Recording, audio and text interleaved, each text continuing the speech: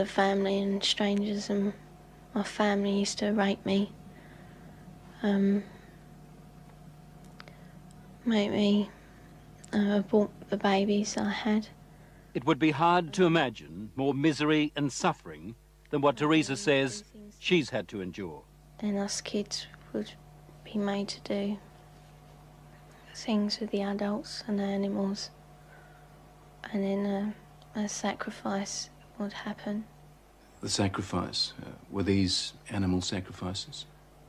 Animals and people. On what scale do you think this was happening? Enormous, far beyond what we've ever heard of here before. Theresa's mother, Bridget. You're talking about mass murder? Yes, on a scale that this country's never heard of before.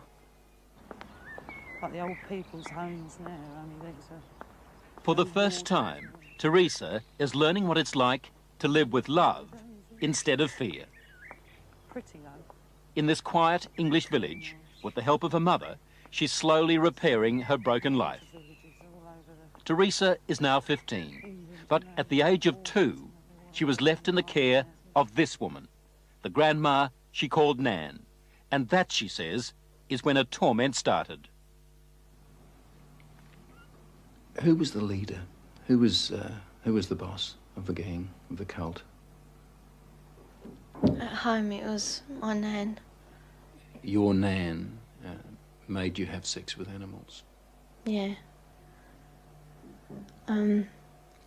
Like goats and donkeys.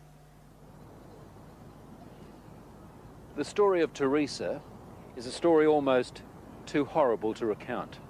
A case of child abuse that goes well beyond the kind of things we normally associate with the abuse of children. In 27 years of reporting, it has to be one of the most painful stories I have ever had to tell. How many men or how many people would have sex with you? What, at one time? Yes. About everyone who was there, which must have been about 20. You know, from 10 to 20 people. If it was a big ceremony, it used to be 30.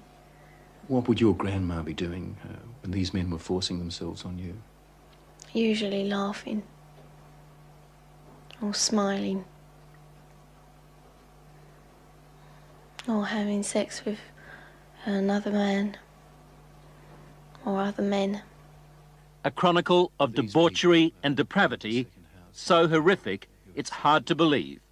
You have to ask yourself, could Theresa be just making it up? No. I know what's true and what's not. No, I know what I saw. Children don't make up elaborate lies that this would have to be if it was a lie, which I know it is not. It isn't. This couldn't be a terrible dream, a nightmare that you're reliving? No. It's no dream. It's a nightmare, but it's not one you can wake up from. It's there all the time. This really happened, you're quite sure of that? Yeah. The police don't think Theresa made up a story. Some of the cult members are to stand trial. 5 men have been charged with rape. As for Nan, the grandmother, she's 61 and lives in this council flat in South London.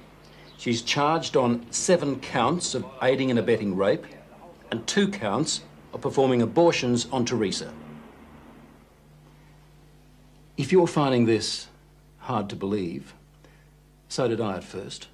But then there are the medical reports, evidence of sustained sexual abuse.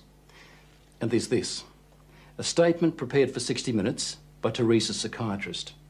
It says, in my opinion, Theresa's account is not the product of a psychotic illness, nor the figment of a fertile imagination.